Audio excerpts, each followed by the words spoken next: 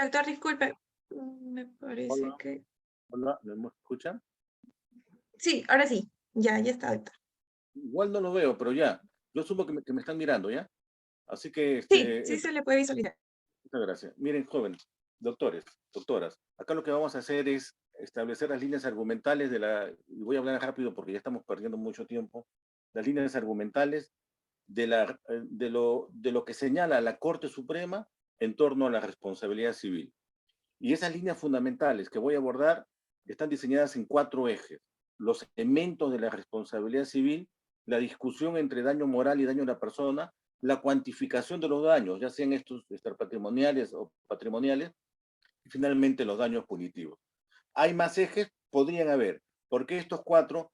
Porque me parecen los más relevantes y sobre los que va transitando la jurisprudencia de la Corte Suprema. O sea, este es un tema absolutamente práctico, que es lo que se está diciendo actualmente. Ya, en principio, sobre los elementos de la responsabilidad civil, ahora creo que ya estamos en el otro lado.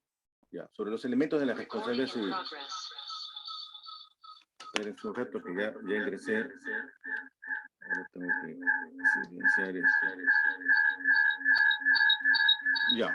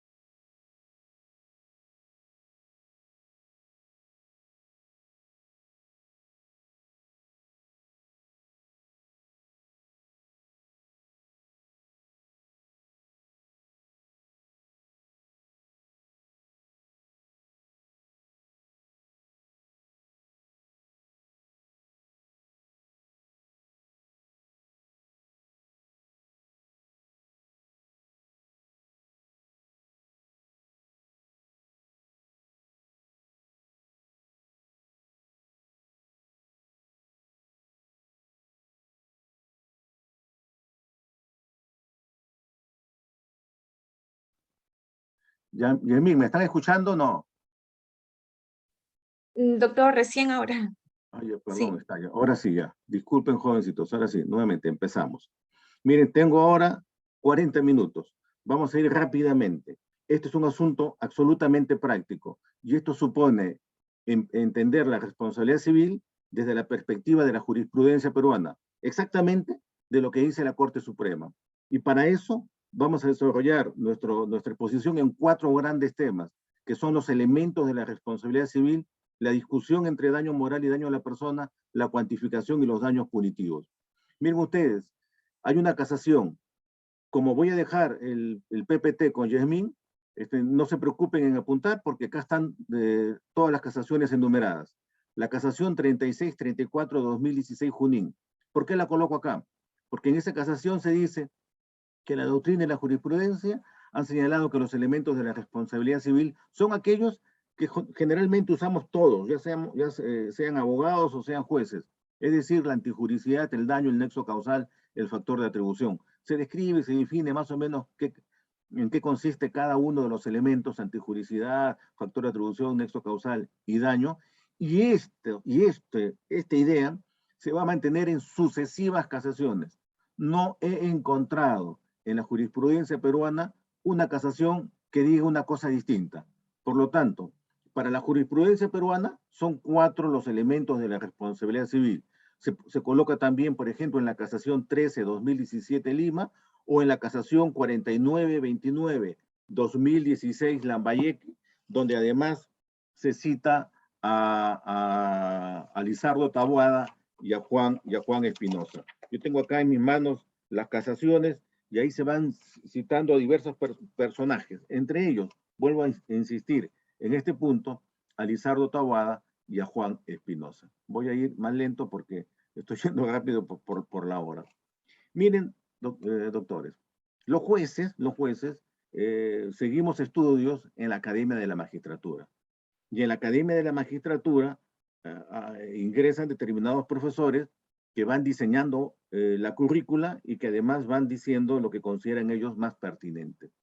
En el año 1998, 99, 2000, Lizardo Taboada fue el profesor de responsabilidad civil y lo fue por mucho tiempo. Y su manual, que se convirtió después en un libro clásico, que también todos los que conocen responsabilidad civil lo tienen, que se llama Elementos de la Responsabilidad Civil. Ahí Lizardo Taboada, tanto en las clases como en ese libro y en la separata de la Academia de la Magistratura, nos dijo a todos que los requisitos comunes a la responsabilidad civil son la antijuricidad, el daño causado, la relación de causalidad y los factores de atribución. Si alguien tuviera ese libro en su última edición, la de 2018, en la mano, encontrará que eso está en la página 36. Pero también en sede peruana, Juan Espinosa, en otro libro importante, que es El Derecho de la Responsabilidad Civil, que ya va en su 8ª edición, nos dice, precisamente en esa 8ª edición, en la página 137, que los elementos constitutivos de la responsabilidad civil, tanto la derivada de la inejecución de obligaciones como la derivada de la responsabilidad taquiliana, son el factor de atribución, el nexo causal, la antijuricidad, el daño. Pero él va a agregar a esa noción, va a agregar el término de imputabilidad. Entonces, para Juan, son 5 los elementos de la responsabilidad, no 4, como dice la Corte Suprema, no 4, como dice Lizardo Taboada, no 4, como dice la doctrina argentina, sino 5. Y el quinto, ese que no aparece en la jurisprudencia peruana, es la imputabilidad, que además la define como la capacidad que tiene el sujeto para hacerse responsable civilmente por los daños que ocasiona.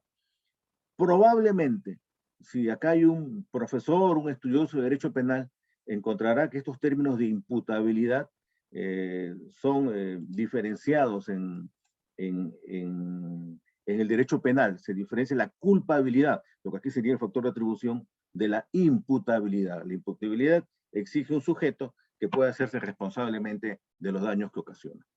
Pero eso es lo que dice Juan Espinosa, ¿no? Y en ese sentido, en esa perspectiva, la Corte Suprema ha utilizado alguna casación suya, pero no para hablar de la imputabilidad, sino para señalar un punto determinante en cuanto al factor de atribución. Ya sabemos que la antijuricidad es la conducta contraria a la ley o el ordenamiento, ya sabemos que el nexo causal es la relación entre el hecho y el daño producido, y todos conocemos que el daño es la lesión al interés protegido y que puede ser patrimonial o extrapatrimonial. Y en cuanto al factor de atribución, hemos dicho una y mil veces que es el título por el cual se asume la responsabilidad y que puede ser subjetivo, dolo culpa, o que puede ser objetivo cuando estamos hablando de un bien o una actividad riesgosa. Pero Juan, en ese libro que he mencionado, Derecho de la Responsabilidad Civil, señala que además, como factor de atribución, no solamente existe la culpa y la actividad o el bien riesgoso, sino que además existe el abuso del derecho y la equidad. La casación 2308-2017, casación inusual, porque toma estos temas relevantes de abuso de derecho y equidad, cita a Juan Espinosa en el considerando respectivo, que es el considerando 10º, lo cita señalando que el factor de atribución no solamente es el objetivo y el subjetivo, sino también el abuso del derecho y la equidad. Ustedes encontrarán ya la noción de abuso de derecho, si quieren seguir el libro de Juan Espinosa, en la página 181 de la edición, de la primera edición. Entonces miren ustedes, tenemos ya en principio una Corte Suprema que dice que son 4 los elementos y lo dice de manera continua, repetitiva, sin falta alguna, sin observación alguna, que en alguna casación, la 2308-2017 Tumbes, agrega con respecto al factor de atribución que además del subjetivo y el objetivo está el abuso del derecho y la equidad, pero que se mantiene en la idea de que son 4 los elementos de la responsabilidad civil.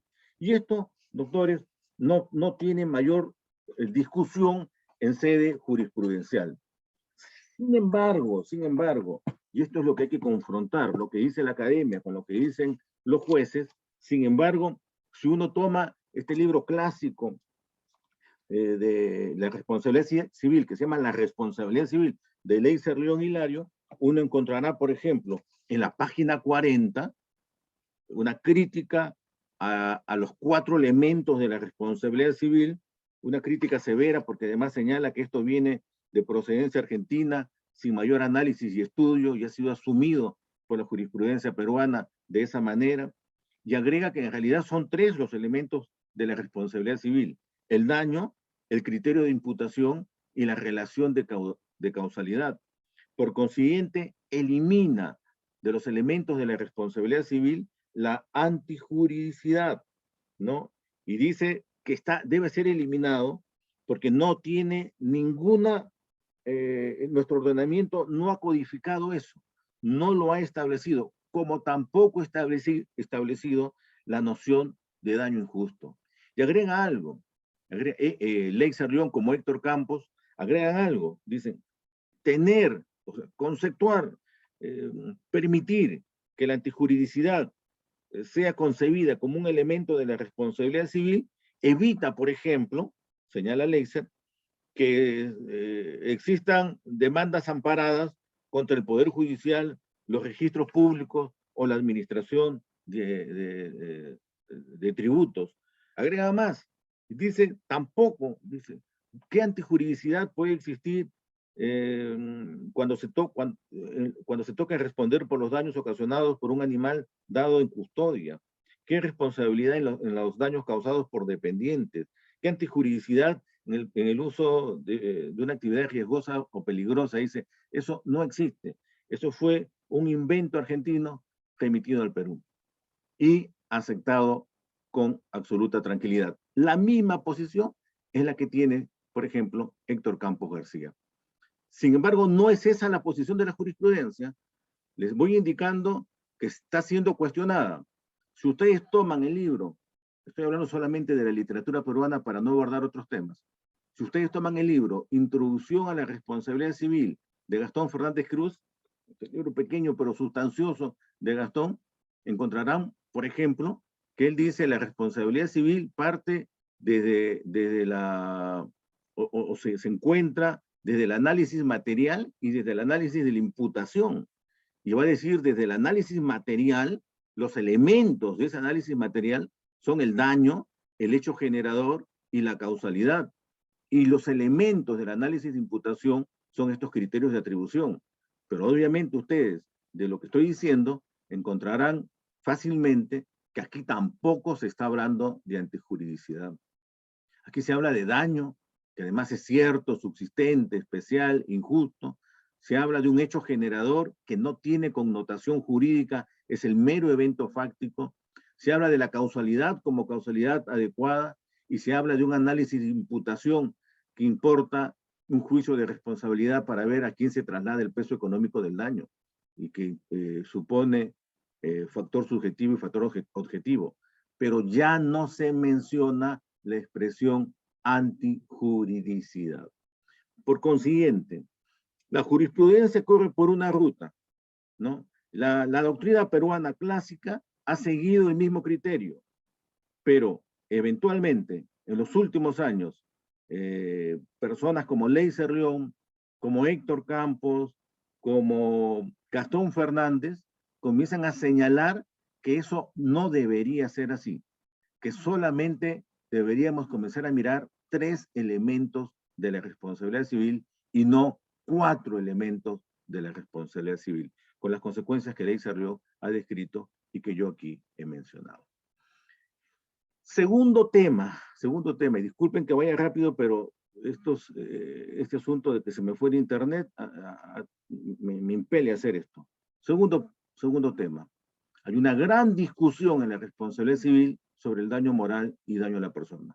Tampoco aquí tendré que decir a personas ilustradas como ustedes que, por ejemplo, Leixer León descree del daño a la persona y Gastón Fernández, sin embargo, cree que este se debe considerar. Y además, cree que es una expresión omnicomprensiva de todos los daños extrapatrimoniales.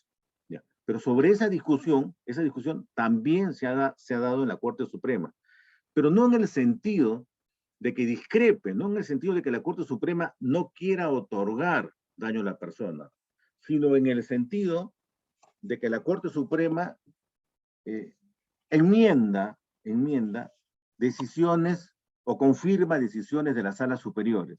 Este conflicto entre daño moral y daño a la persona, más bien se va a suscitar en sede de salas superiores y no en sede de la Corte Suprema.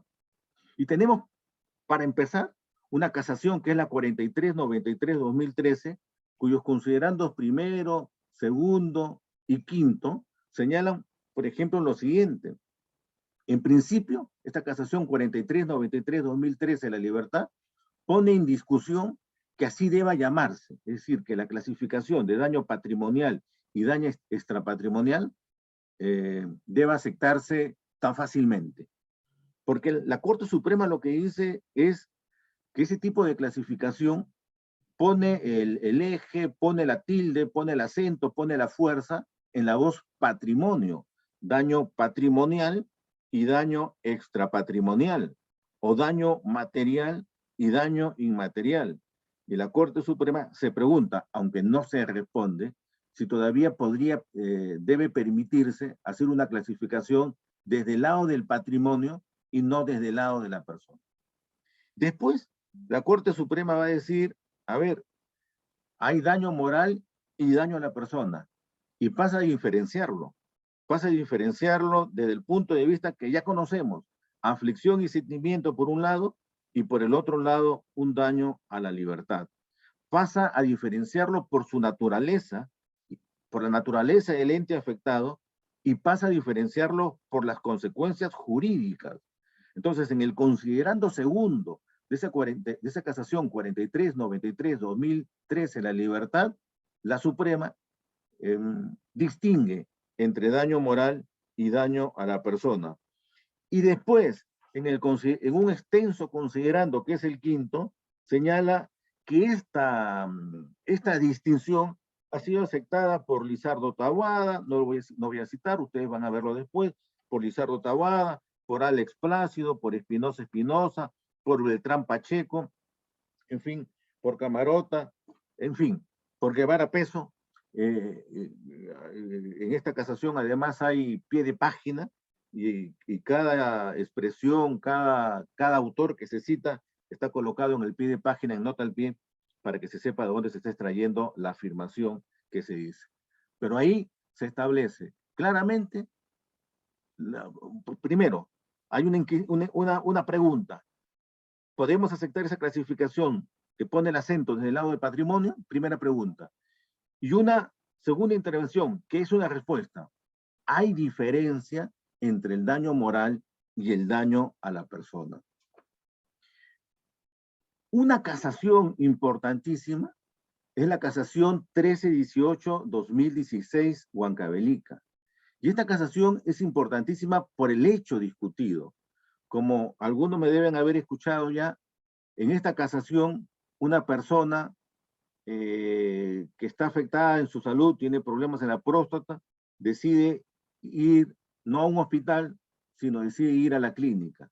En la clínica le introducen una sonda, el médico, la enfermera le quita la sonda, el médico regresa en la mañana y le vuelve a poner la sonda, le hacen unas intervenciones, el resultado, el señor va a tener que miccionar por una bolsa el aparato genital, ya no puede tener eyaculación y tampoco puede tener erección, y entonces el señor demanda a la clínica y pide daño moral y daño a la persona.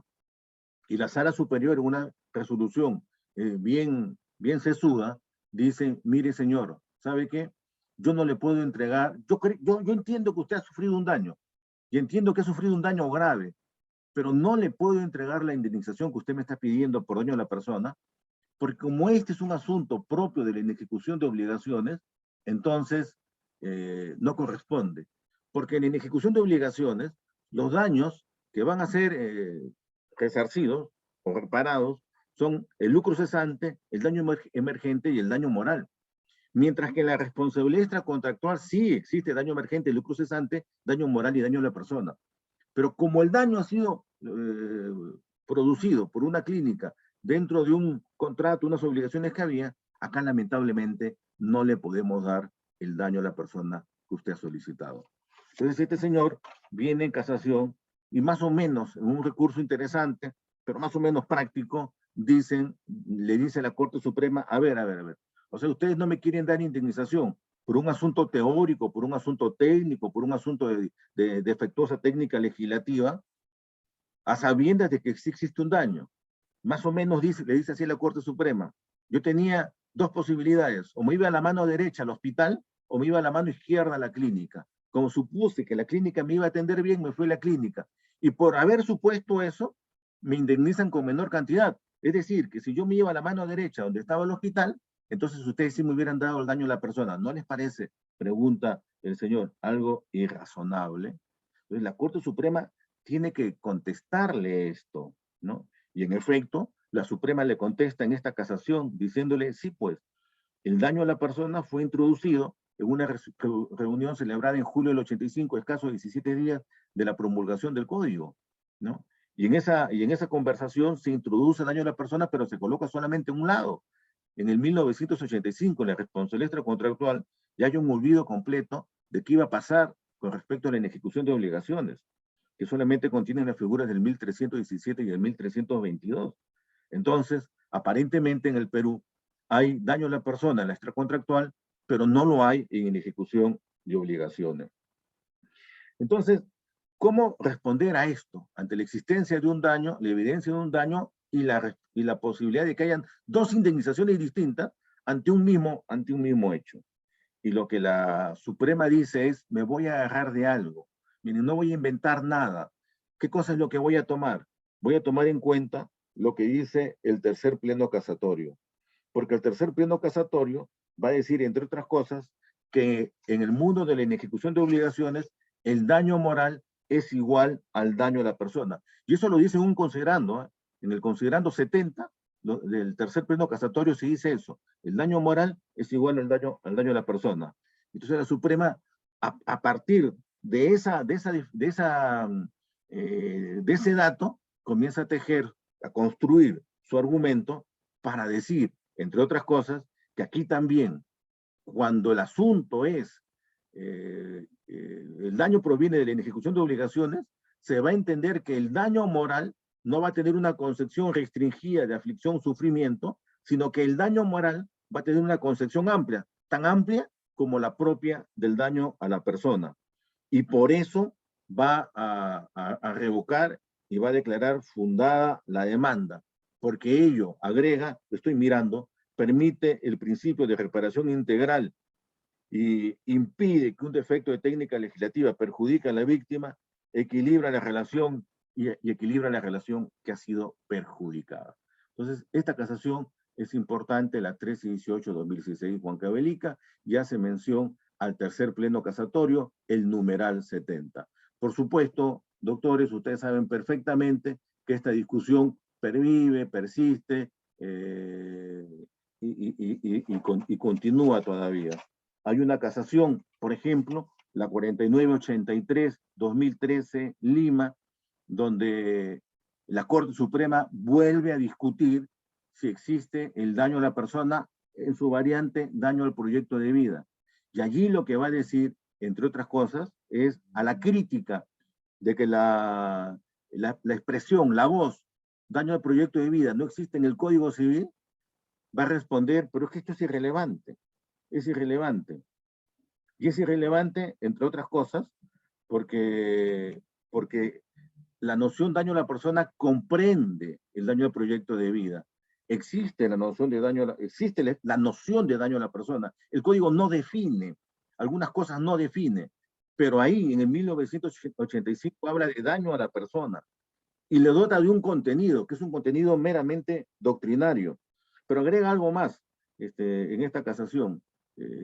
Dice, por ejemplo, hay otras voces que no existen y en las que no hay discusión alguna. Por ejemplo, la pérdida de la chance. De la chance, si quieren. Si uno comienza a examinar en cualquier parte del código, no lo va a encontrar. Pero ninguno de los que objetan la idea de daño al proyecto de vida, y que lo objetan porque no se encuentra la voz, objetan la pérdida de la chance. ¿Por qué no lo objetan? Porque es una cuestión que surge de la doctrina. La definición de daño va a alcanzar va a contener algunos supuestos. entre ellos la pérdida de la chance, como debería, dice la Corte Suprema, como debería existir también el daño al proyecto de vida. Y después, en esa misma sentencia, que es la 4983-2013, va a decir, y además acepto la existencia de este daño, y comienza a hablar desde un punto de vista filosófico y desarrolla algunos temas filosóficos propios del raciovitalismo o de la filosofía de la existencia, lo que mereció una crítica, creo, atinada de Ley Cerrión, porque los jueces no deberían resolver en torno a una filosofía, ¿no? Sino en torno a otros argumentos. Pero desarrolla esto desde el punto de vista filosófico, habla desde el lado jurídico de cómo ingresa esto, cómo se evalúa en la exposición de motivos del Código Civil, qué es lo que dicen las distintas, se dicen los distintos libros de Carlos Fernández Sarego, qué es lo que dice Carlos Cárdenas, Víctor Guevara, Yuri Vega, Beltrán Pacheco, Alex Palacio, de Espinosa, Mosetti Turraspe, etcétera, etcétera, Osvaldo Burgos, y por qué es aceptable. Habla por qué debe ser, qué es lo que dijo la academia, Carlos Cárdenas, Olenka Bulco, Díaz Cássida, Caballero Pinto, en fin, Enrique Barsi, Ana Salado en el extranjero, Osvaldo Burgos en Argentina, etc. Y después menciona lo que ha dicho la jurisprudencia en sentencia de la Corte Interamericana y lo que ha dicho la propia Corte Suprema. Por lo tanto, acepta esta idea del daño al proyecto de vida. Hay, por supuesto, he dicho, un tercer pleno casatorio, y sobre ese tercer pleno casatorio también, aunque niega la existencia de daño al proyecto de vida en el matrimonio, acepta la existencia del daño al proyecto de vida en otros supuestos. Hay que simplemente, para terminar este punto, faltándome 17 minutos, disculpen la obsesión con el tiempo, faltándome 17 minutos, simplemente decir que este es un daño perfectamente razonable, pero que exige, entre otras cosas, tener en cuenta, como señalaba Osvaldo Burgos, que el daño al proyecto de vida no es daño moral, que es posible que sea compatible con el libre desarrollo de la personalidad, que importa destrucción, retardo o deterioro, no es lo que quiso hacer, sino lo que quiso ser, que importa la existencia de un hecho viable, no es un hecho no viable, no es Carlos Calderón que quiere ser astronauta, no es sino un hecho perfectamente viable, que se pueden tener varios proyectos, pero uno de ellos, no todos los proyectos son proyectos vitales, sino uno de ellos es el proyecto vital,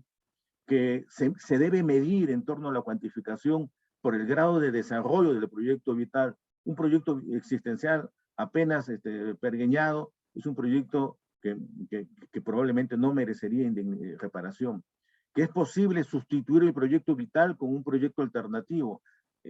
Asunto tremendamente interesante en torno a la cuantificación del daño, si es que se puede sustituir el proyecto vital por un alternativo. Carlos Calderón ya no puede ser juez, pero puede ser profesor. Que no cualquier menoscabo impacta en el proyecto de vida, que se debe probar, que es siempre un daño personal y que puede ser reparado en especie y en dinero. Segundo punto, no avanzo más porque si no, no podría terminar. Rápidamente. Tercero, la cuantificación. Un tercer elemento es la cuantificación del daño patrimonial y extrapatrimonial. La casación 2249-2017, Ucayali, habla de cómo se debe reparar el daño a la persona y establece esta idea que he mencionado hace poco, hace un momentito, sobre la cuantificación del daño. Está en el considerando 3.5 y ahí se establece cuáles son los criterios para cuantificar el daño a la persona, que es además importante, doctores, doctoras, entre otras cosas, porque no basta decir en una sentencia quiero 200.000, 400.000 o la cantidad que ustedes quieran por daño a la persona. Tienen que explicar las razones, cuál fue el proyecto, si era viable, si se había desarrollado, si hay proyectos alternativos, etcétera. Todo lo que he mencionado. La Corte Suprema dice, por si acaso, Es un daño difícil de cuantificar, pero yo tengo estos criterios, y sobre estos criterios es que yo voy a indemnizar, no sobre lo que se diga como expresión, como mera expresión del daño. Hay una casación, la 2890-2013 ICA, que dice, y ahora vamos a ver lo del daño moral, porque es verdad, el daño moral es de muy difícil reparación, a diferencia del daño, de los daños patrimoniales que exigen valoración o cálculo de probabilidades. En el daño moral nadie puede decir que hay un precio por el sufrimiento. Y entonces dice, sin embargo, hay que ver algunas cosas, algunos criterios que pueden responder a esto. Dice la casación 2890-2013 ICA, es en principio que el daño sea cierto. Debo probar la existencia del daño. Es verdad que se van a suponer algunas cosas. Si muere mi hijo, si muere mi esposa, se supondrá la existencia del dolor. Pero ojo que son presunciones absolutamente derrotables. Si alguien puede demostrar que no había amor ni al hijo, ni a la esposa, ni al esposo, entonces no hay daño. Eso es lo que dice la Suprema, existencia de un daño cierto. Luego va a decir, el daño moral hace referencia al sufrimiento y a la aflicción. Y si bien la falta de precisión en su probanza ha llevado a algunos a sostener que en realidad tal daño no existe, aquí en nota al pie dice, por ejemplo, Fernando de Traseñí Granda, no es menos verdad, dice la Suprema, que la existencia del daño moral ha sido contemplada en nuestro ordenamiento jurídico y que su dificultad probatoria se subsana con el artículo 1332 del Código Civil. Eso supone un análisis equitativo. La Suprema agrega en el 14º, considerando de la casación 2249-2017, pero el método equitativo es un método supletorio de creación jurídica que no supone de ninguna manera arbitrariedad y que debe ser utilizado y aplicado por el operador jurídico en casos como el expuesto. Y entonces señala que lo que habría que valorar es la edad de la víctima, atender a las máximas de experiencia tan lamentablemente deterioradas en los últimos tiempos, de las que se puede colegir, por ejemplo, la aflicción del padre al producirse la muerte de su hija, una circunstancia rechazada por el orden natural de las cosas, y por eso señala, es posible dar daño moral. En la casación 1318, ya mentada, 2016 de Huancavelica, también ustedes, doctores, van a encontrar los parámetros seguidos por la Corte Suprema para establecer esta cuantificación extrapatrimonial. Por ejemplo, allí, en torno al daño a la persona, se dirá, ojo, acá lo que se ha vulnerado es la integridad psicosomática del individuo y su proyecto de vida, ¿no? Al perjudicarse por acto externo su capacidad de miccionar, de eyacular, de mantener relaciones sexuales. Es un grave daño psicosomático que atenta contra sus propios derechos sexuales. Generalmente no son tomados en cuenta, pero la Suprema acá habla de que se puede atentar contra los derechos sexuales en su variante del goce del ejercicio de su sexualidad, o reproductivos, ¿no? Son dos cosas distintas, los derechos sexuales y reproductivos, en el sentido de reproducirse y la libertad de decidir cuándo y con qué frecuencia, y aún con su propio proyecto existencial, en la forma en que construyó su relación conyugal y pensó continuar con ella a lo largo de los años. Y concluye la Suprema indicando, no hay pues un daño inacible y real, sino uno concreto que ha vulnerado la propia realización del demandante. Miren, está colocando algunas expresiones, está justificando por qué hay daño a la persona. Insisto, no hay daño a la persona cuando se dice 400.000 soles por daño a la persona, 300.000 soles, 1 millón de soles, y no se indica absolutamente nada de en qué consistió el perjuicio respectivo. En cuanto al lucro cesante, la Corte Suprema tiene la casación, la 3499-2015. En la 3499-2015 va a hablar del cálculo de probabilidades. A diferencia del daño emergente, que más o menos es un asunto de recibos, en el lucro cesante lo que hay que hacer es un cálculo de probabilidades. Y para lograr ese cálculo de probabilidades, lo dice en el numeral 11, hay que tener en cuenta, por ejemplo, la duración de la incapacidad, si es temporal o si es permanente, la edad de la víctima y de los reclamantes. Y en este caso, importante es la expectativa de vida, ¿no? A menor edad, mayor expectativa. A mayor edad, menos expectativa de vida. En cuanto al lucro cesante, una cosa es el daño realizado a una persona que tiene 65 años, pronto a jubilarse, a una persona que tiene 40.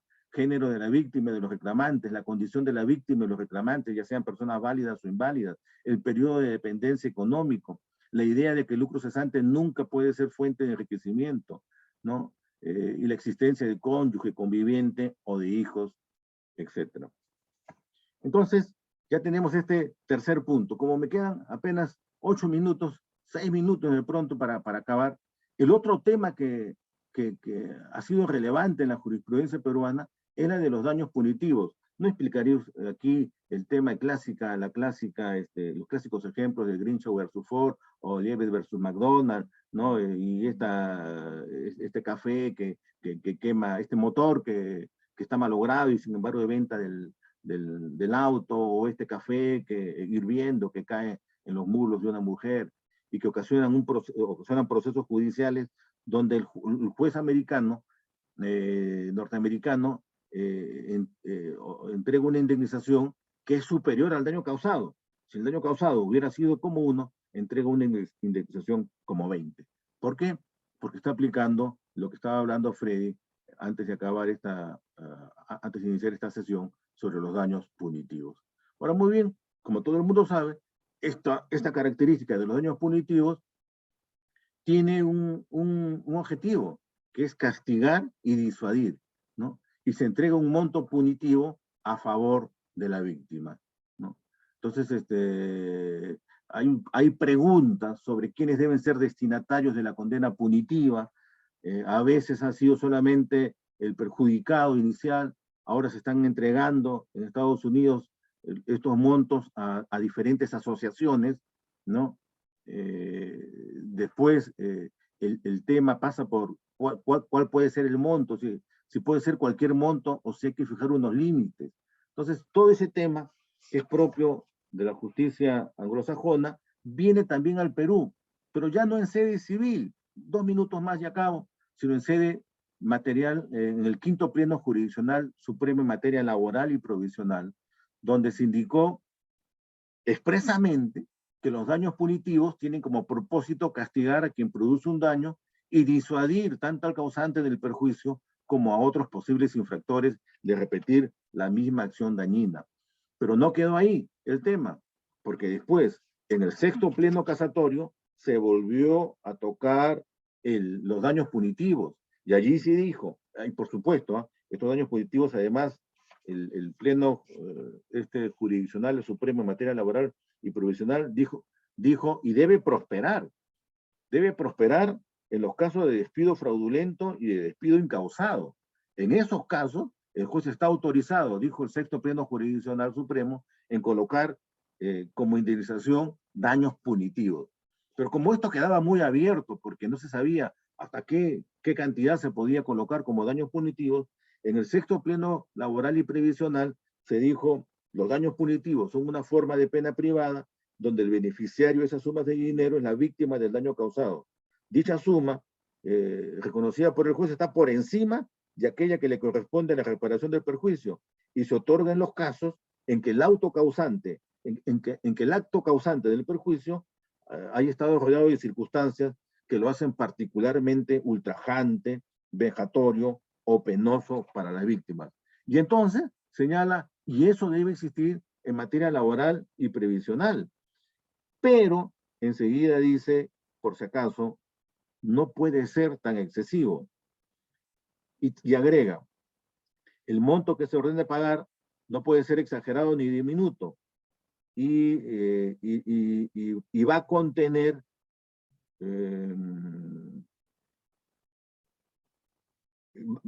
va a exigir que primeramente se le reconozca al demandante un monto indemnizatorio por daño emergente, lucro cesante y daño moral, y no va a poder superar ese daño punitivo el monto que se le entregue por indemnización por lo ya mencionado.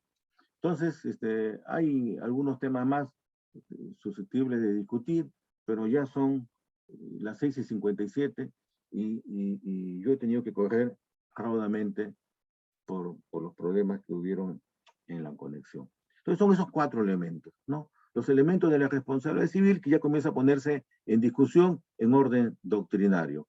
El tema del daño moral y daño a la persona, que los salas superiores, algunas no la dan, pero que la Corte Suprema sí la da y atiende al tercer pleno casatorio. La cuantificación del daño, asunto tremendamente vital para evitar tanto demandas como sentencias que coloquen indemnizaciones sin establecer medidas ni justificar por qué.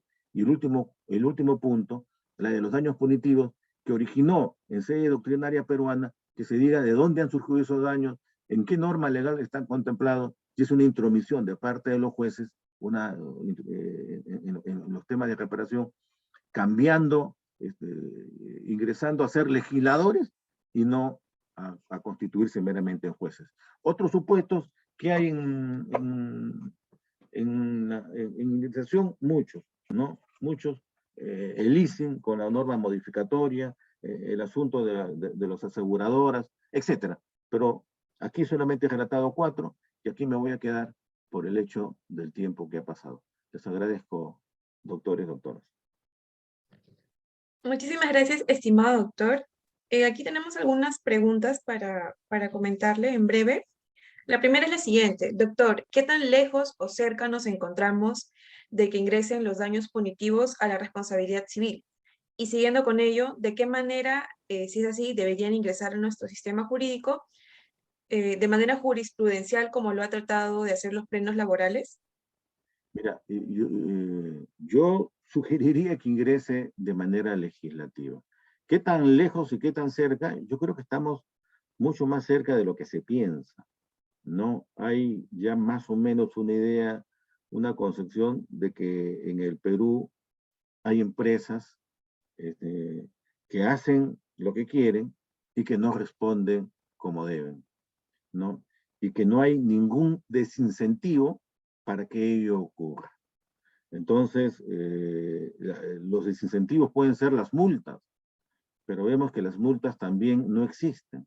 Yo entiendo, miren, la posición bastante criticada de los jueces laborales y jueces previsionales, pero todos ustedes que seguramente han conocido, o los que han conocido casos laborales y previsionales, encontrarán, por ejemplo, que la ONP demanda a estos señores que están jubilados, que tienen 70, 75 años, les hacen padecer un procedimiento administrativo para no darles la pensión, luego estos caballeros y estas damas tienen que demandar, el proceso dura 3, 4, 5 años, y tienen mucha edad, ¿no? O sea, el daño es peor en términos de aflicción en torno a la edad.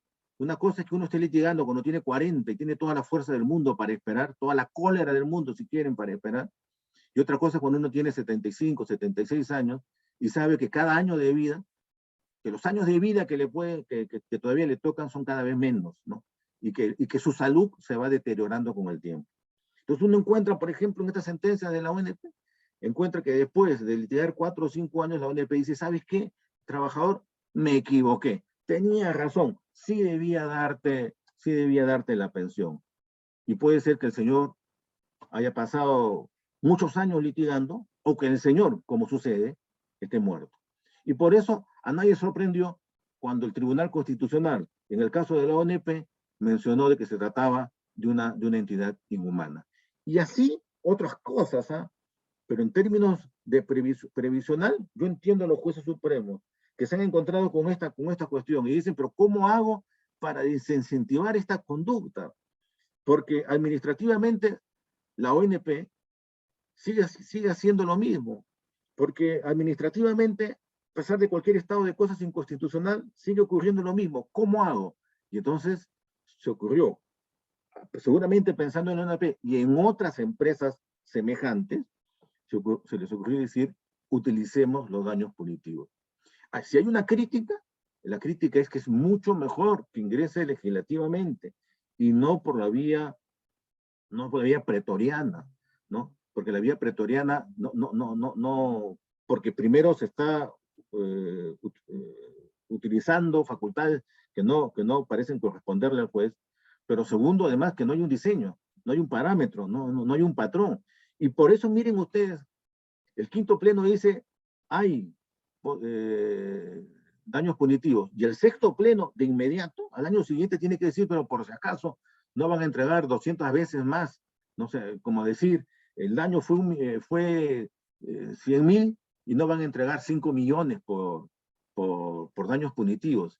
Porque el sexto pleno, ante las críticas, repara y dice, no, hagamos como está sucediendo ahora.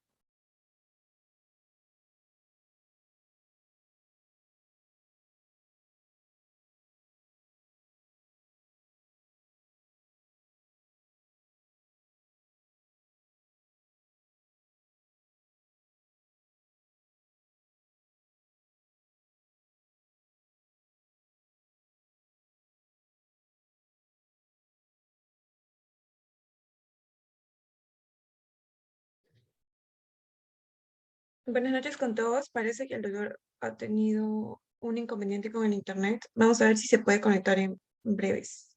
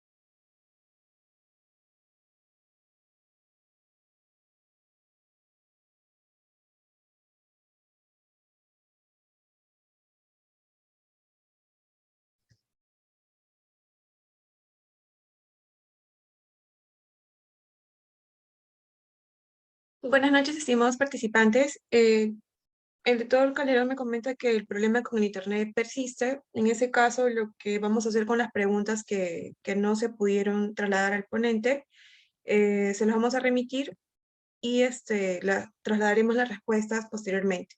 Asimismo, le estoy preguntando si puedo compartirle su correo electrónico, de la misma forma que con el doctor Freddy Escobar, si es que me da el ok, y asimismo ya me acaba de compartir los PPTs, procedo a adjuntar el correo electrónico.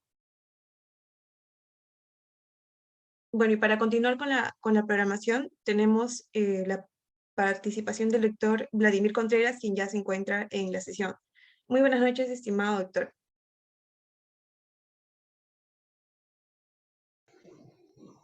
¿Qué tal? ¿Cómo estás, Yasmín?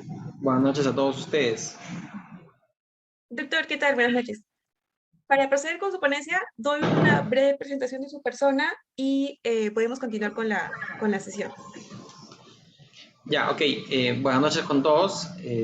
Mi nombre es Vladimir Contreras. Soy abogado de la Pontificia Universidad Católica.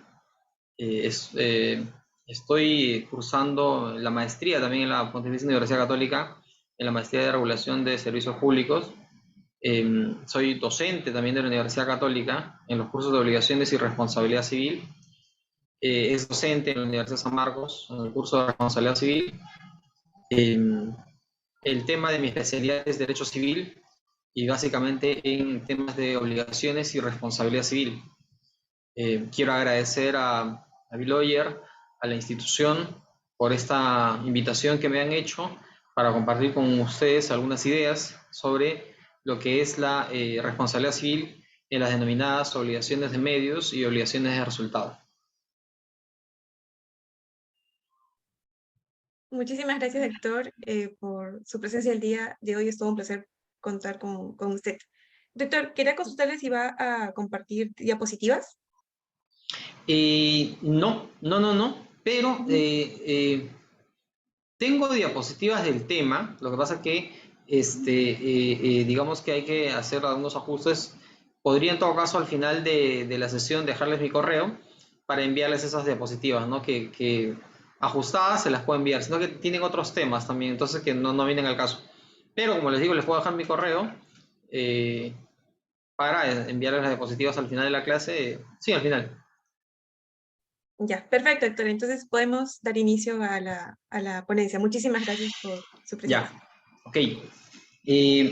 Señores, una consulta. ¿Con cuánto tiempo cuento para hacer la exposición? Sí, aproximadamente 50 minutos, de tal forma Ya, que en los minutos restantes los chicos pueden efectuar las preguntas. ya, ok, perfecto. A ver,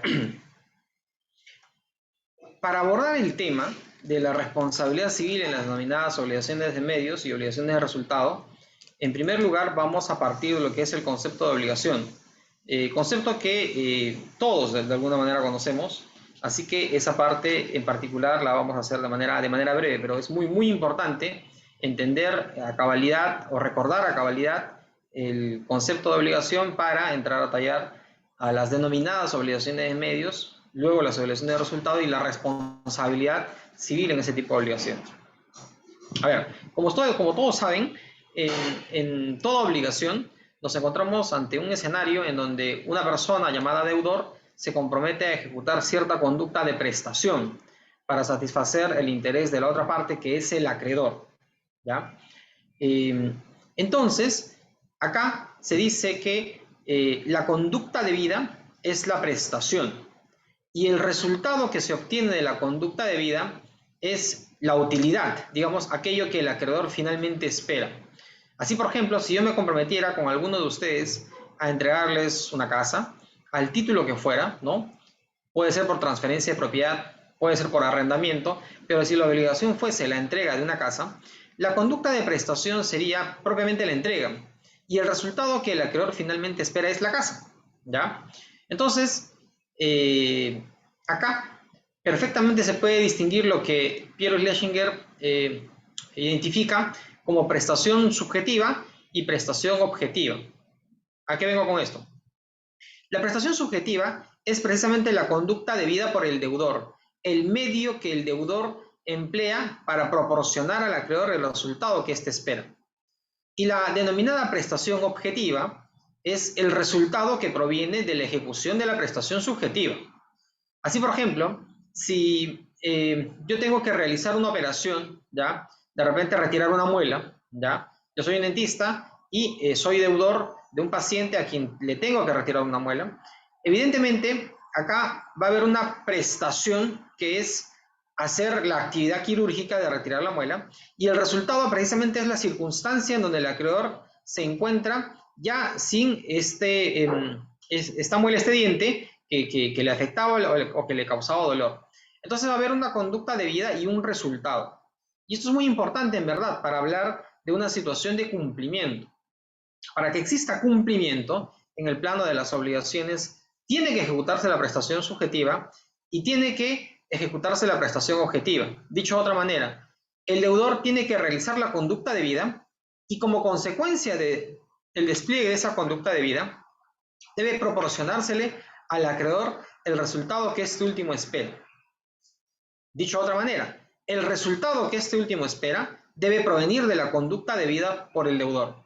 Entonces, si por alguna razón se ejecuta una prestación y no la otra, entonces no va a haber cumplimiento. Muy probablemente estaremos ante una situación de incumplimiento.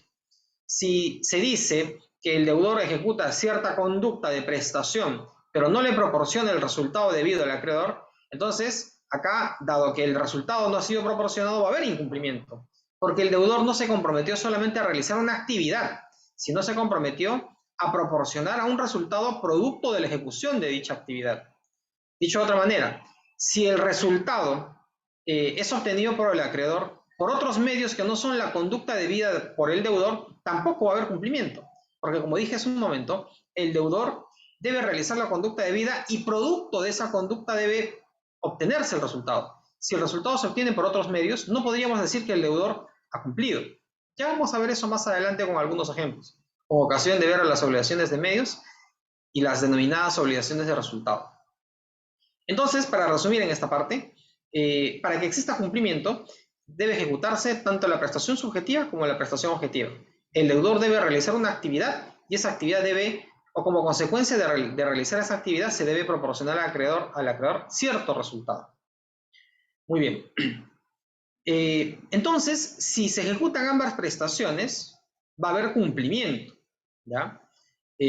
Algunos dicen, profesor, ¿por qué habla de ambas prestaciones? Podríamos decir que la prestación engloba tanto la actividad como el resultado.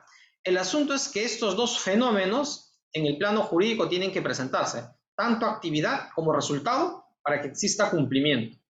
Muy bien. ¿Y qué pasa si existe incumplimiento? ¿Qué pasa si no se proporciona una u otra prestación? Entonces, si va a haber incumplimiento, lo que viene después es la responsabilidad. ¿Qué es la responsabilidad? En la responsabilidad, ¿ya? Lo que va a ocurrir es lo siguiente. Si producto de dicho incumplimiento, ¿ya?, se ocasiona daño al acreedor, porque estamos hablando de deudor-acreedor, estamos en el plano obligacional, se ocasiona daño al acreedor, quien ha incumplido debe responder, debe indemnizar por los daños ocasionados. Claro, el análisis es mucho más completo que solamente eso, ¿no? Estamos diciendo que si existe incumplimiento, ¿ya?, y obviamente este incumplimiento tiene que ser imputable al deudor, va a haber responsabilidad. En verdad, en la teoría de la responsabilidad civil, la responsabilidad es una consecuencia que se aplica si se cumplen los elementos de la responsabilidad civil. ¿Y cuáles son esos elementos de la responsabilidad civil?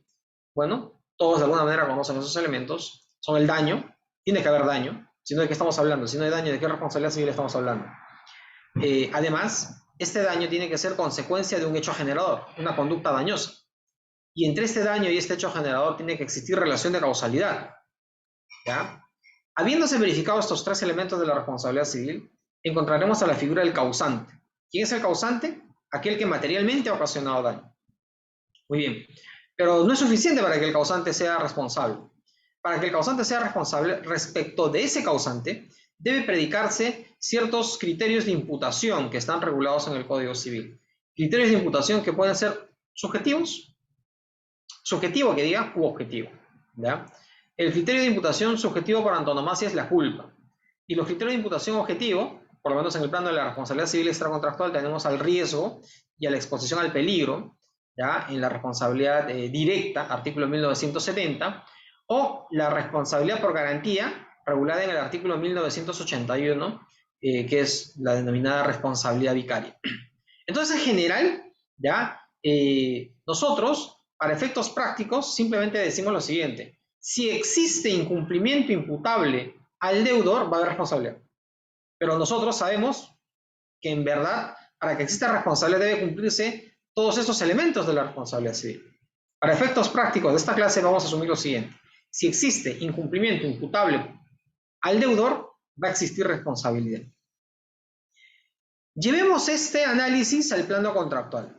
En el plano contractual, evidentemente, para que exista responsabilidad, tiene que haber daño al acreedor, lesión al interés del acreedor. Y ese daño, esta lesión al interés del acreedor, debe ser consecuencia de un determinado hecho generador. Y este hecho generador va a estar representado ¿por qué? Va a estar representado por la conducta del deudor, el incumplimiento. Entonces, si el deudor incumple y ese incumplimiento le es imputable, va a haber responsabilidad civil del deudor hacia el acreedor. Pero, profesor, ¿y cómo entra esto en las denominadas obligaciones de medios y obligaciones de resultado? Ahí es a donde quiero llegar. En sede de responsabilidad civil por inejecución de obligaciones, ¿ya?, hay dos reglas de responsabilidad, o por decirlo de alguna manera, hay dos maneras de entender a la responsabilidad civil. Una responsabilidad que se denomina subjetiva, ¿ya?, y una responsabilidad que se denomina objetiva. En la responsabilidad subjetiva, ¿ya?, en el plano de inejecución de obligaciones, ocurre lo siguiente: si el deudor incumple, ¿debe responder? La pregunta es la siguiente: ¿incurrió con culpa? ¿Ese incumplimiento fue con culpa? Sí, entonces debe haber responsabilidad. Entonces, ¿qué quiere decir? Bajo una regla de responsabilidad subjetiva, no basta el incumplimiento. Este incumplimiento debe haber sido ocasionado con culpa, obviamente con culpa del deudor. Entonces, si el incumplimiento es culpable, va a existir responsabilidad. Pero la regla no se agota ahí. Entonces, la pregunta que viene a continuación es, y profesor, ¿y cuándo no hay responsabilidad? Evidentemente, y esto ustedes lo conocen, en general no existe responsabilidad civil si es que el incumplimiento se produce por causa no imputable, se dice. La causa no imputable libera de responsabilidad. Pero bajo una regla de responsabilidad subjetiva, la causa no imputable es entendida como ausencia de culpa, es decir, no hay culpa.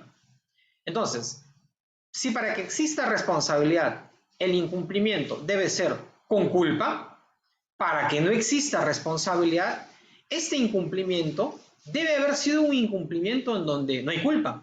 No hay culpa del deudor. Y en el plano de inejecución de obligaciones, decir que no hay culpa es sinónimo de decir que el deudor fue diligente, ¿no? Si estamos hablando de ausencia de culpa, en el fondo estamos hablando de diligencia, se dice. Entonces, ¿qué significa? Significa que bajo una regla de responsabilidad subjetiva, si es que existe incumplimiento, pero el deudor prueba su diligencia, no responde. No responde. ¿Por qué? Porque se dice que finalmente el incumplimiento, es decir, finalmente la circunstancia en donde el acreedor no recibe lo que espera, obedece a otros hechos ajenos a la conducta del deudor. El deudor fue diligente. El incumplimiento finalmente se produjo por algún evento que va más allá de la diligencia del deudor. ¿Ya? Entonces, así funciona una regla de responsabilidad subjetiva. Para que exista responsabilidad, el incumplimiento debe ser con culpa, y para que el deudor se libere de responsabilidad, tiene que producirse lo siguiente: pese al incumplimiento, pese a que hay incumplimiento, el deudor logra acreditar la diligencia. Entonces se dice que la diligencia es una prueba, ¿ya?, de liberación. El deudor se libera porque pese al incumplimiento no tiene culpa. Eso es una regla de responsabilidad subjetiva en el plano de inejecución de obligaciones. ¿Y en qué consiste una regla de responsabilidad